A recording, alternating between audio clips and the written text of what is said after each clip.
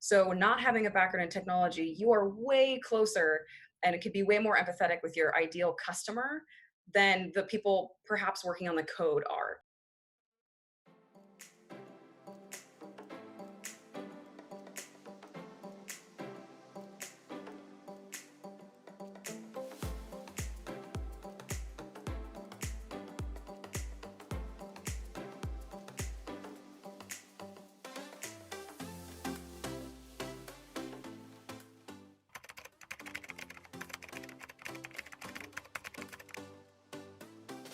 Technology is so often so focused on the code and like the actual thing that you can do or the functionality or the feature. But the truth of the matter is that if no one understands how to use it, if no one understands how to troubleshoot it, if no one understands what the value is in that product, your product isn't going to sell. And all of those roles are communication based. So not having a background in technology, you are way closer and it could be way more empathetic with your ideal customer than the people perhaps working on the code are.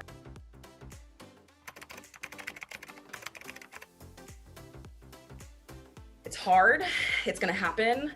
The best piece of advice that I have is figure out where your kind of top 4 self-care items are. If you're over 21 and that's a glass of red wine, if it's ice cream, if it's a walk, whatever it might be, just go back to those activities because I want to remind everyone that your self-worth is not related to your job title. But also, if you can, do as much networking as possible so that you have a person at that company that can help you through that application process. But do your homework to find out kind of what the general pay is for that role. You're typically going to be in contact with a recruiter the most, and you should ask those questions up front. Like, what is the salary range for this role? And when you're asking those questions, like, ask about total compensation. Like, one of the biggest mistakes or shortcomings I think that you can make in your first role is not looking at total compensation, because your total compensation is what so much of your overall financial health will look like in relation to that role. And when you get your first offer, don't just blindly accept it. Go do your homework, find out if that's a reasonable range. Oftentimes companies want to pay you the least amount possible, and they'll bottom it out. They'll give you the lowest possible number in that range. And it's up to you to push back and negotiate and say, hey, I'm worth more because I know that people with a similar level of experience are making this much. And oftentimes the recruiting team will be like, oh yeah, that's fine, we can do that. Or you can go back and forth, or you can get competing offers. If you get offers from 2 different companies, play them against each other, find out who's gonna pay you more, and then think about where your priorities are, and you can make a decision from that.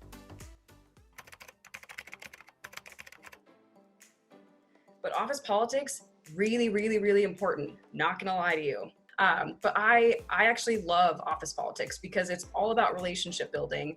And I am someone who likes finding out what makes people tick and what people care about. So it's not just like, oh, Mark, this is when the project's due. It's like, oh, isn't your son's birthday this weekend? Like, are you excited? Are you having a party? Like, what are your plans for the weekend? I care way more about the people than I would say like the politics itself, but because I like people, that lends itself well to managing the politics, if that makes sense.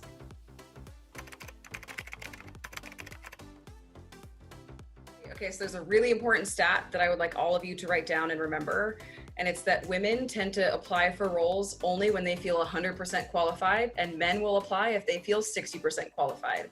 So do not take yourself out of the running if you feel like you don't have every single bullet point crossed off or a perfect example for every single qualification. Frankly, it's not necessary. A lot of times companies write out these job descriptions or have the recruiting team write out the job description, or there's just a lot of miscommunication between what the role might actually be and what that job description is. So don't bank on it being a one-to-one match between what you think you're going into and what you end up doing. And a lot of these things that are like requirements arguably aren't really requirements. It's more of a nice to have. And so some companies are switching their format around to say like, okay, these are the 4 things we actually require. Like if you're going for a senior position, you probably should have 3 to 5 years of experience. But then they'll have a section that says like preferred qualifications. And that's where you'll see people talking about advanced degrees and all that kind of stuff. And so if you see something, I'm going to say it again, if you see something that looks interesting, freaking apply for it and then try and network your way into the company or into that particular team to find out more about it so you're set up for success.